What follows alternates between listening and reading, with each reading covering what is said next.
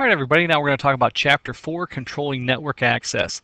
And this is one of the most important chapters of the book because now we're going to be dealing with ACLs, or Access Control Lists, and NAT, which are the two primary functions of the firewall.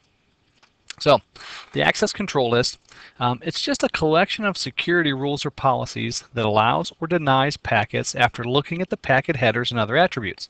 So, that's your only option with these. Basically, you're just creating a whole bunch of rules that either permit or deny traffic based on whatever your criteria is. You may want to permit FTP but deny Telnet, something like that. Now, each entry in the ACL is called an ACE, or an access control entry. So an ACL is made up of several access control entries. And then the packet headers can be inspected from layer 2 through layer 4. So all the different information, port numbers, protocols, even IP address, things like that. So what does an access control list look like? Well, let's take a look at one. All right, here's an access control list for FTP. Now, if you remember, FTP, if they ever ask you for one port number, it's 21, but FTP actually uses two port numbers, 20 and 21. So in this example, first you create the access list. So it's IP, actually they're applying this one to an interface, so skip these first numbers. Now, here's where you actually create the access list. So it's access list, and then you give it a number. Now, numbers 1 through 99 are your standard access list, and then 100 to 199 are your extended access list, and we'll get into that in just a little bit. But then you have to put the action, whether it's permit or deny. Obviously, we're going to do TCP, and then any, it's always from to. So we're going to deny any kind of TCP activity from any to any equal to FTP. Then we're going to have another access control entry that says deny TCP any equal to FTP data, which is the other port. And then we're going to permit IP anything, which says, everything after that allow. Now, don't forget, your access control entry just starts at the top. Whenever you apply this to an interface with this IP access group command, when this is applied, it'll start going through the rules, and as soon as it finds a rule that matches, it processes that that packet based on the information from that line that matched. So the order of your lines inside your access control entries does matter. And again, we'll talk about a little bit more of that later. All right, now here's a couple more. This command here is used to permit telnet traffic from this machine to this machine. So it's access list 101, permit TCP from host here to host here equal to telnet. This next command, obviously, you want to permit TCP traffic, so it's just TCP from this host to this host. You don't have to worry about anything at the end like equal to. This command is used to permit UDP traffic. Again, permit UDP from host to host. And then this one's permit IP. So permit IP from this entire network to this network. So if there's just a single IP address, obviously it'll go to host, or you can put an entire network down. So the access control list will work both ways. So again, you can apply it to a specific IP address or to a range. All right, your access control list can be inbound or outbound. And they have to be applied to the interface. So basically there's two steps. First you create the ACL, and then you apply it to the interface. All right, as it's going through the list, once an ACE matches the packet, no further checking occurs. And again, this is different from the routing table, where typically your router will go through the entire routing table and check all the ones that match, and then it'll go through all the ones that matched and to say, hey, which one's the best, and use the best. The access control lists do not work that way. They start at the top and start working down the list. As soon as a match is made, it automatically processes that packet based on the action of the match. So if there's a deny at the top and then you put an allow at the bottom, doesn't matter, the deny will take precedence. Okay, new access control entries are added to the bottom of the list. As far as I know, there's no way to modify the list. Your only option is to delete the access control list and create a new one in the proper order. So you have to be careful. Basically, you want to map these things out on paper first before you apply them to your ASA. All right, and the last thing, and probably the most important, there is an implicit deny everything at the end of every ACL. So what that means is as soon as you make an ACL and you put one entry in there, there's always an invisible last entry that you never see that says deny any. So the way you use your ACLs, you want to pick all the traffic that you want to allow, make your ACL like that, allow TFTP, allow Telnet, allow this, and then that invisible or the implicit deny gets slapped on at the end no matter what. Then you apply that to an interface, and that way if you just permit what you want to, it'll deny everything else. So that's always the safest way. It's kind of the same thing as internet filtering. It's a lot easier to just allow the few websites that your company wants to use rather than try to block every bad website, because there's new porn websites coming up every hour. There's no way you could block everything. So this implicit deny at the end here kind of works out pretty well. Okay, lots more stuff that we need to talk about with the ACLs, a lot more rules. Again, they're very complicated. You can only have one standard and one extended ACL per direction on an interface. So from your outside interface, you can apply one standard ACL coming in, one extended ACL coming in, one standard ACL going out, one extended ACL going out. So basically, you can have up to 4 ACLs per interface, but only one of each kind per direction. So it's kind of weird. All right, so some protocols are considered unidirectional, and you need a rule for both directions of the traffic. ICMP is an example, although really if you block one side, you're probably pretty good. But typically you would need to block both directions of the ICMP, the echo reply and the echo request. Okay, and again, as far as ACLs go, you can have a standard or an extended ACL. Now a standard ACL just goes by IP address, and you can either do the destination or the source.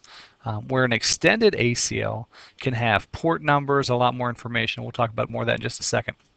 So again, standard only has by IP address, typically to the destination, and then your extended ACLs do a whole lot more. So typically in the environment we use an extended ACL.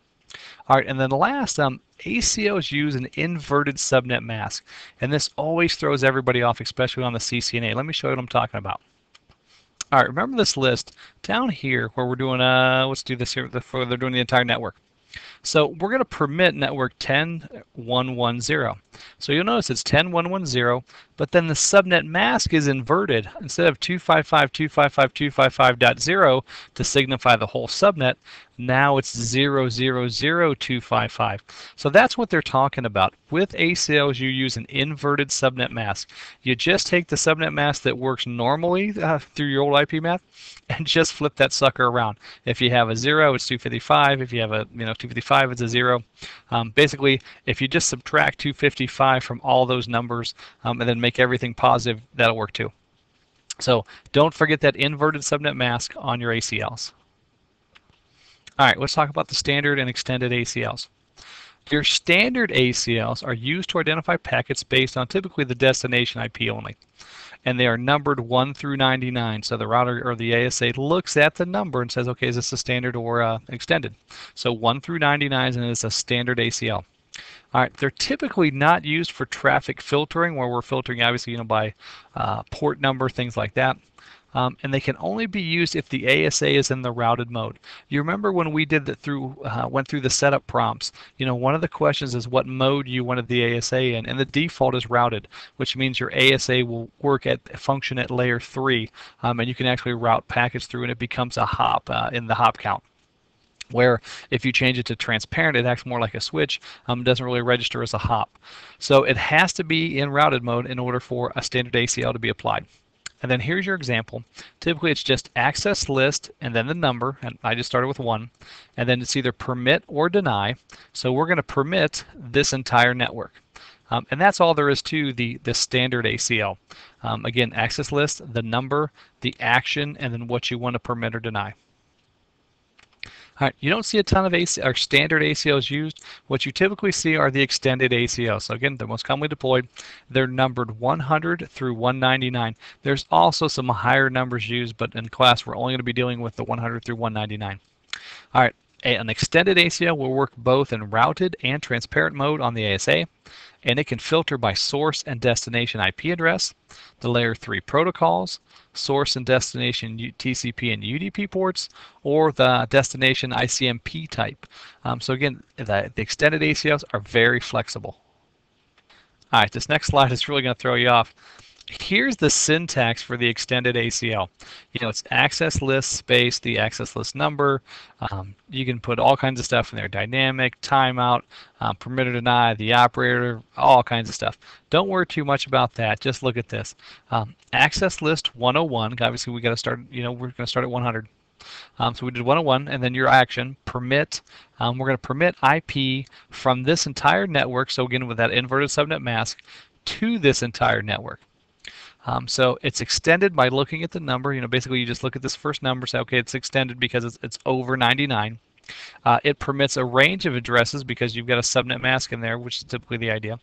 And then don't forget ACLs use an inverted subnet mask. Again, that's the one that throws everybody off, especially on the CCNA. That's where a lot of people start missing questions. All right, on the ASA, you can filter a couple different ways. There's through traffic filtering and then in the box filtering. And we're not really going to talk about in the box too much, but your through traffic filtering is what we're doing. And we're going to filter the traffic passing through the appliance from one interface to another. And there's two steps. You set up the ACL, and then you apply the ACL to the interface. Now, to set up the ACL, it's just access-list, and then when we want to apply the ACL to an interface, it's access-group. Now, there's a list of parameters in your textbook on page 148 and 149. Obviously, don't get too scared by that. We're not going to use a whole lot of those. Remember, this is your basic firewall class. There's another class called Securing Networks where we really hammer the ACLs and we get into more detail. So for this one, you know, we're going to try to simplify things a little bit. All right, going through those steps. So first you create the ACL.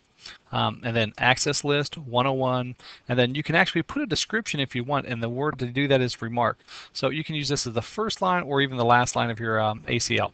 So in this example, we're going to do access list 101, and then remark a space, you know, then put whatever your description is, and that way when you look at it, the stuff comes up.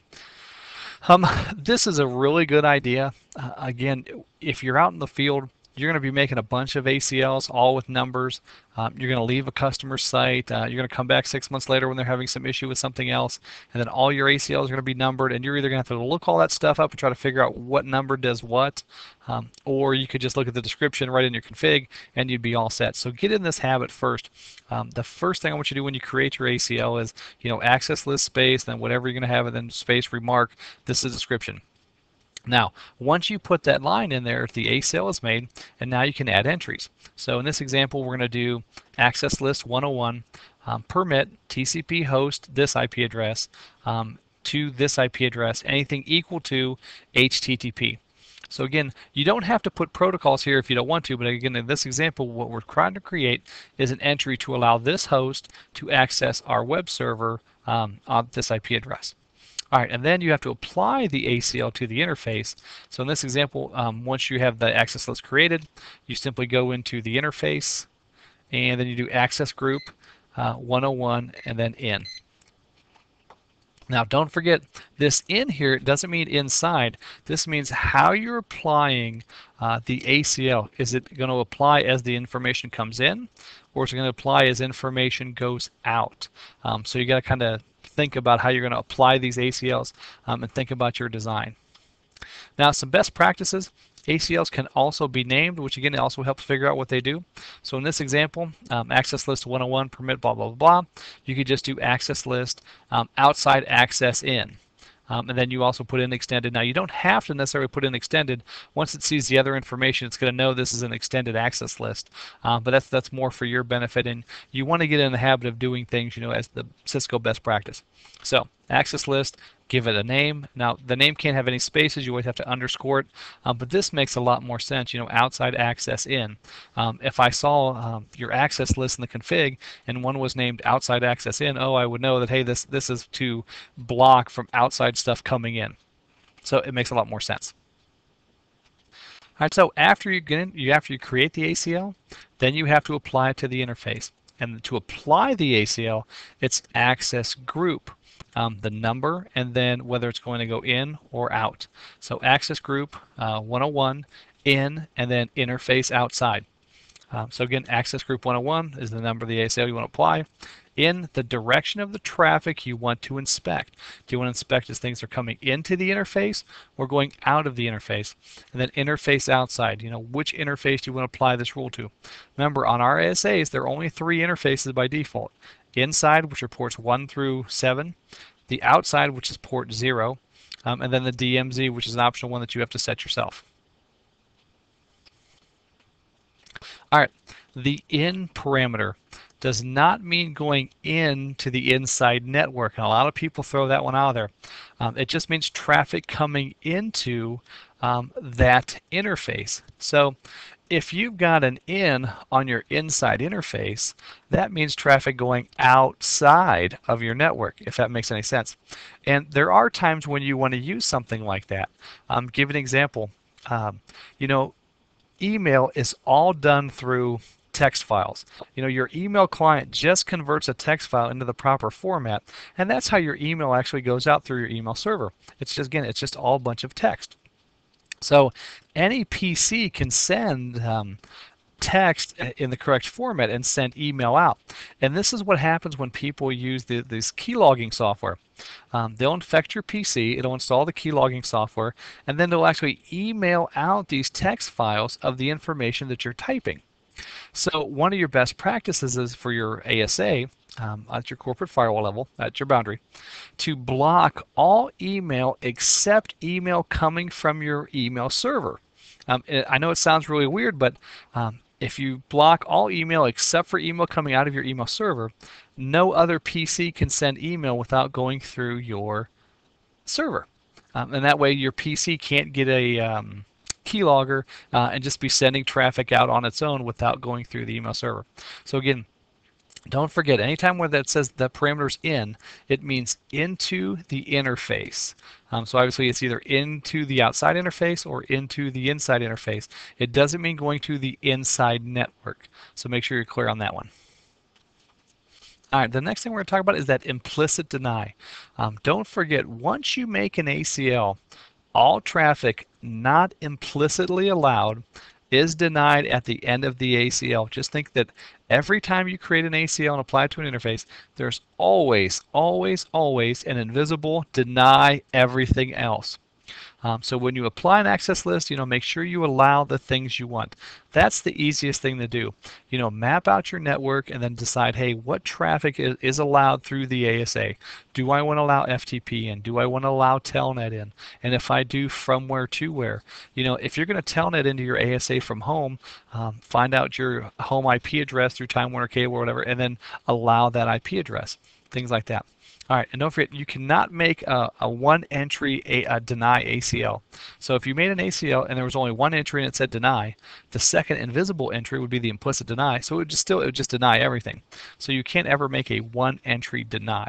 So don't forget, at the bottom of your ACL, as soon as you make one, that always has the implicit deny.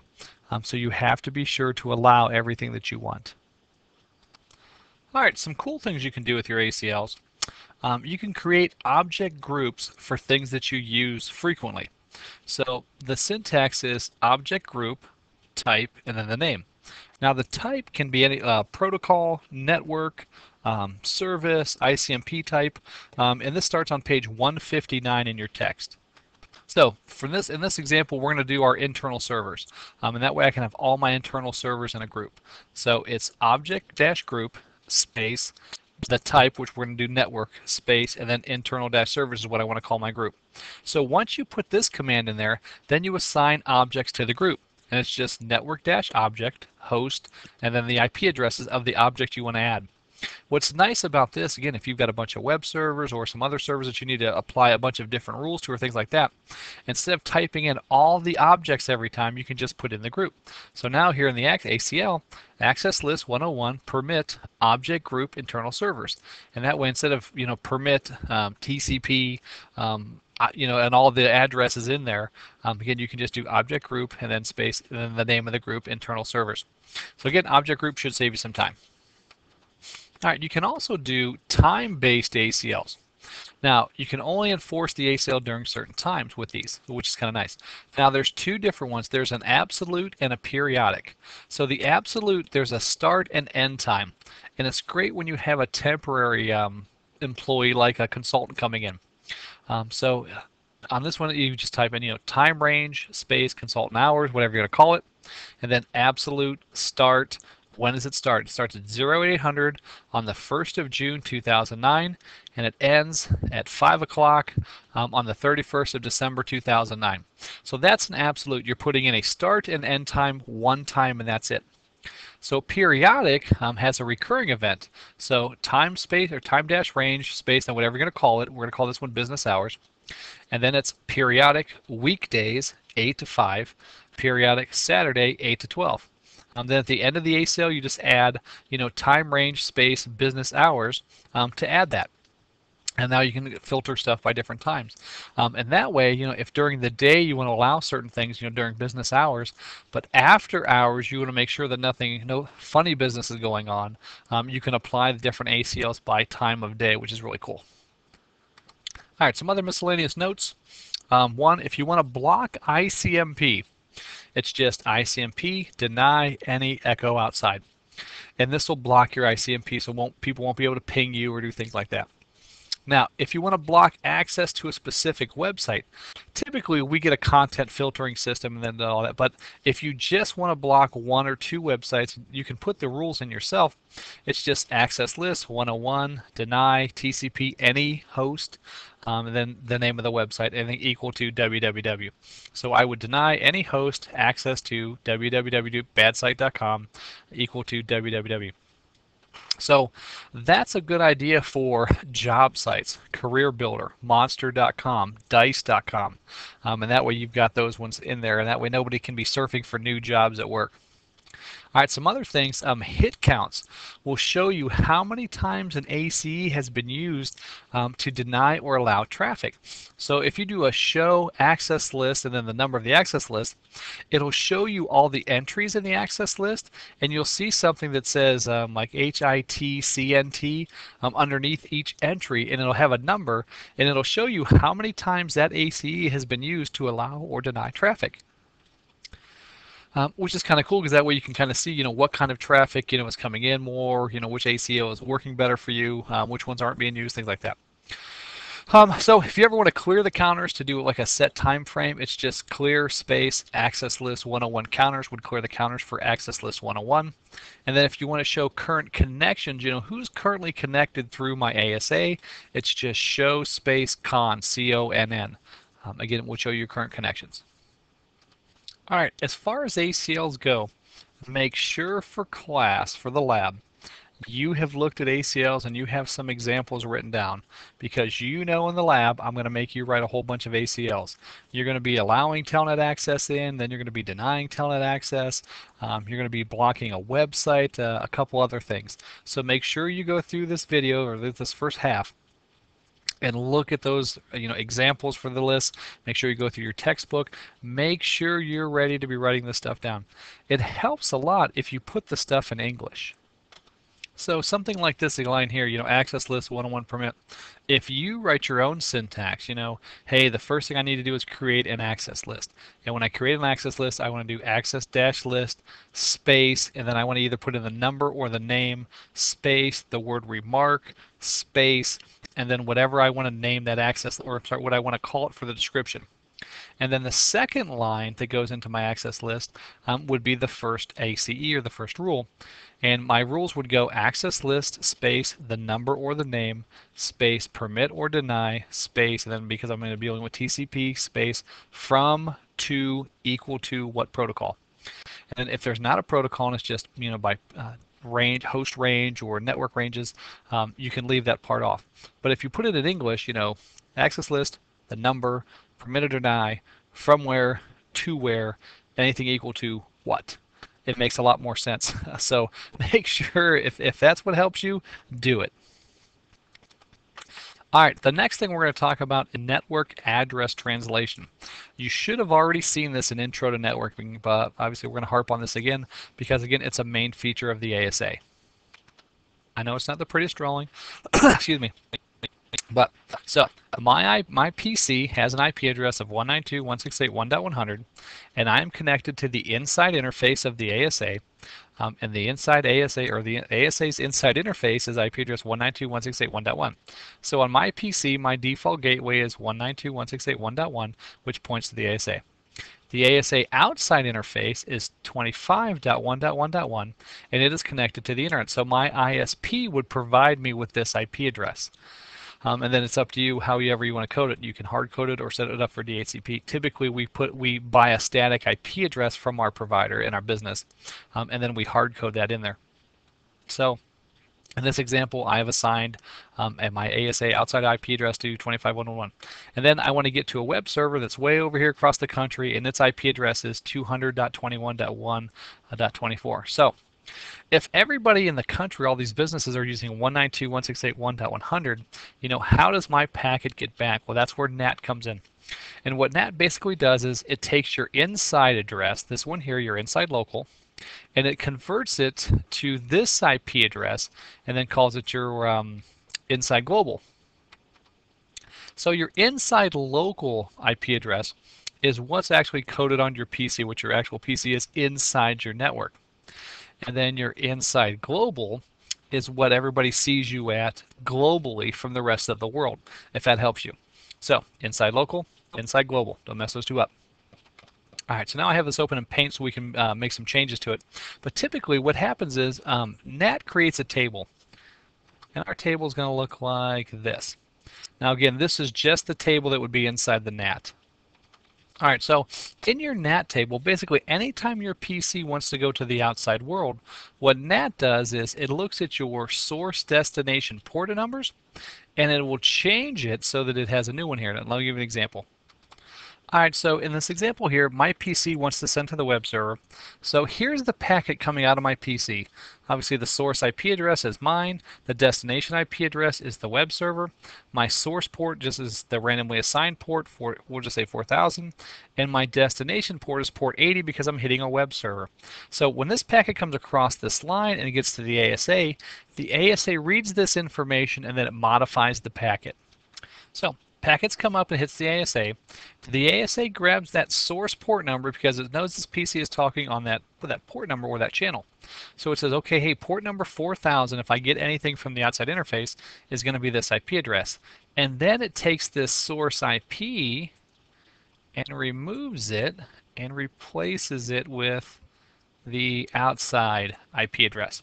So now this is the packet when it reaches here.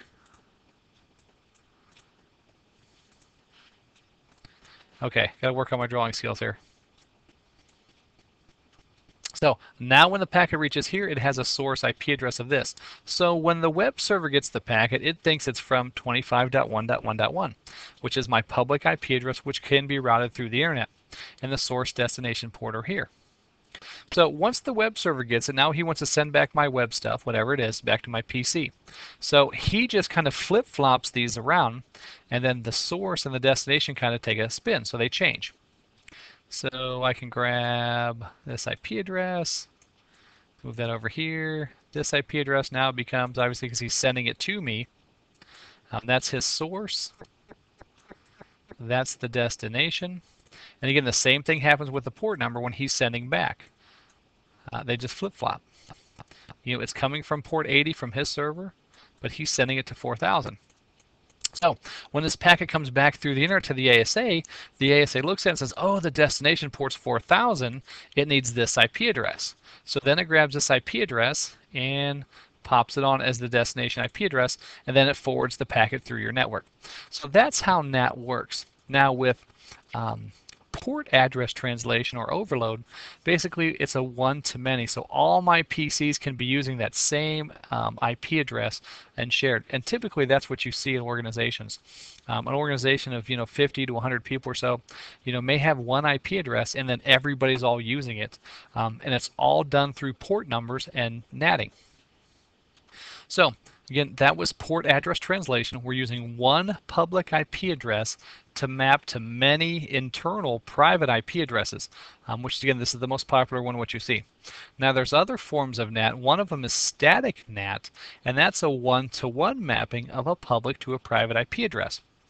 And basically, let's say you've got a couple web servers. Well, you want your web servers to have a specific IP address. You don't want that all going through your network. So you would do a static one-to-one mapping.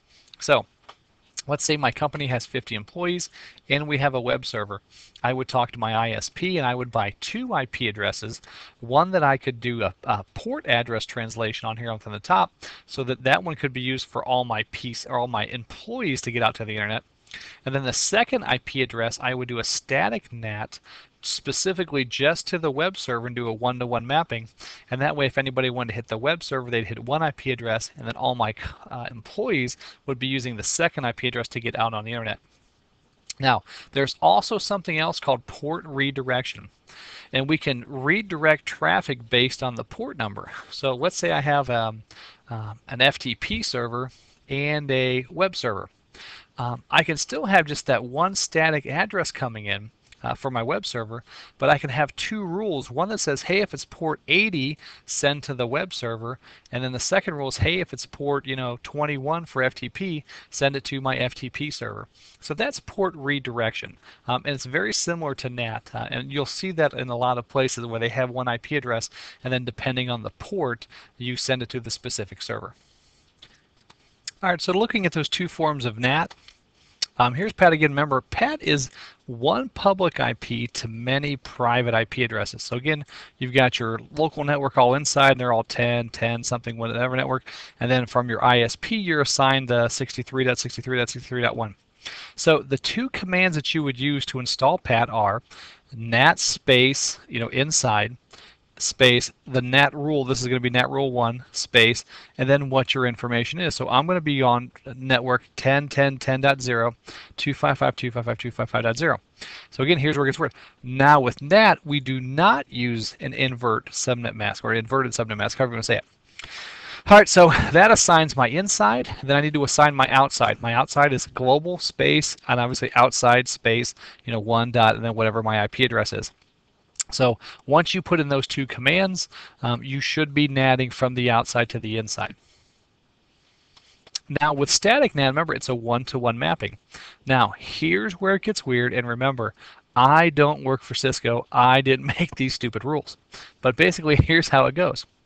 Static space inside outside space the outside IP address space the inside IP address.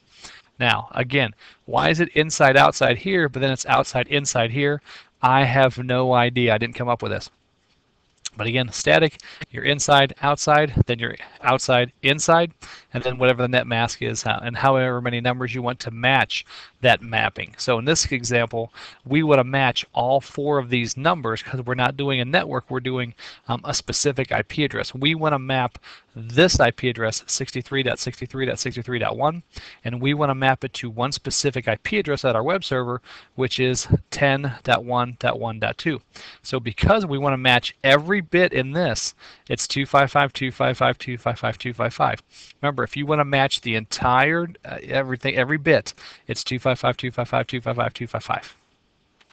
All right, typically again in your organization, you're going to set up PAT for your inside stuff, and then you're going to set up a static NAT rule for whatever web servers you have, things like that.